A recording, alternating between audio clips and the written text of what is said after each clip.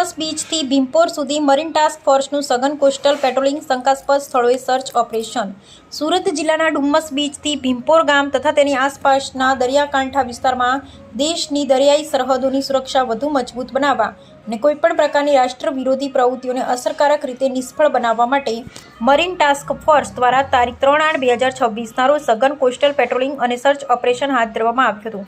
Marine task ફોર્સના ADGP Amit Vishwakarma, ડીઆઈજીપી AM મુનિયા તેમજ marine task force હજીરાના police અધિક્ષક અને મરીન સેક્ટર કમાન્ડર SJ પરમારના માર્ગદર્શન હેઠળ police inspector MM Jambukiya, PSI BR Tadvi, PSI SB Patel તથા મરીન કમાન્ડોની અલગ અલગ ટીમોએ સમગ્ર વિસ્તારમાં ફૂટ પેટ્રોલિંગ અને સર્ચ ઓપરેશન હાથ ધર્યું હતું.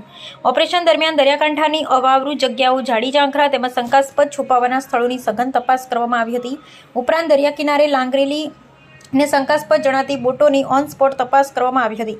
વિસ્તારમાં ફરતા શંકાસ્પદ વ્યક્તિઓને અટકાવી તેમની પૂછપરછ પણ કરવામાં આવી હતી.